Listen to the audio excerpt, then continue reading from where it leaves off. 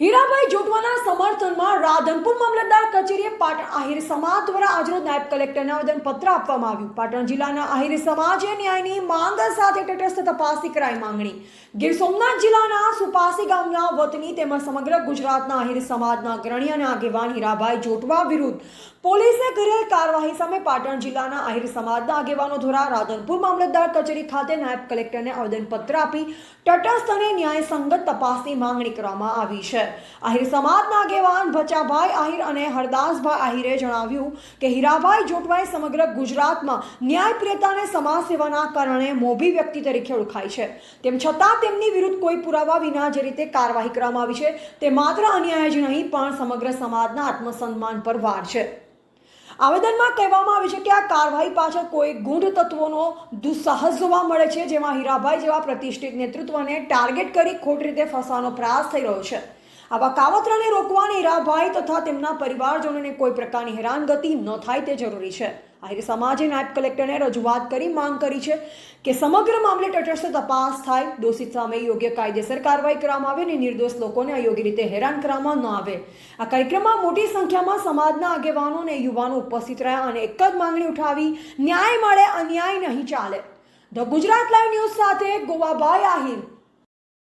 ગુજરાત આહિર સમાજના અગ્રણી અને દરેક સમાજના ગુજરાતના દરેક સમાજ હોય, શોષિત ગરીબ વંચિત સમાજ હોય, એને હરમેશ જે માણસ ઉપયોગી થયા છે એવા ભામાસા હીરાભાઈ જોટવા સાહેબની ખોટી રીતે રાજકીય કિનાખોરી રાખીને સરકારે જે અટકાયતના બહાને જે ધરપકડ કરી છે અને જે એમને બતાવ્યું છે કે ભાઈ આ મનરેગાના કૌભાંડમાં આ રીતે એમની સંડોવણી છે, કોઈપણ એજન્સીના સપ્લાયર તરીકે કે એમના ઓનર તરીકે, પ્રોપરાઇટર તરીકે ક્યાંય હીરાભાઈ જોટવાનું કે એમના પરિવારનું કોઈ નામ નથી।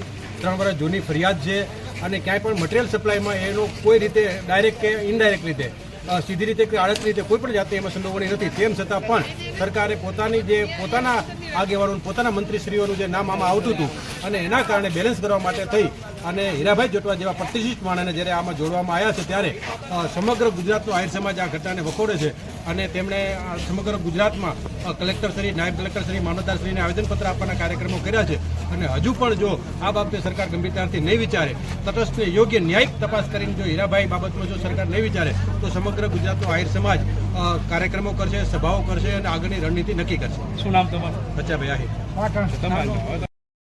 પાટણ જિલ્લા આહિર સમાજ આજે રાધનપુર પ્રાંત કચેરીની અંદર આવેદનપત્ર આપ્યું છે। આખા ગુજરાતની અંદર એક આહિર સમાજ દરેક જિલ્લે તાલુકે આવેદનપત્ર આપી રહ્યો છે। ત્યારે હીરાભાઈ જોટવા એટલે આહિર સમાજનું એક હીર કહેવાય એવા માણસને ખોટી રીતે સરકારે કાવા દાવા કરી અને એને જેલમાં અંદર કર્યા છે। તો સરકારશ્રીને અમારી વિનંતી છે કે તાત્કાલિક હીરાભાઈ જોટવાને છોડવામાં આપે અને એમને ન્યાય મળે। જો ન્યાય નહીં મળે તો આહિર સમાજ ગુજરાતની અંદર ગામડે જ્યાં જરૂર પડશે ત્યાં કાર્યક્રમો આપશે, રસ્તા ઉપર ઉતરશું અને આવનારા દિવસોની અંદર હીરાભાઈના પડખે આહિર સમાજ ઊભો છે અને કાયમી ઊભો રહેશે। જય હિન્દ, જય ભારત। શું નામ તમારું? હરદાસભાઈ અમદાભાઈ આહિર, વઢિયાર આહિર સમાજ પ્રમુખ।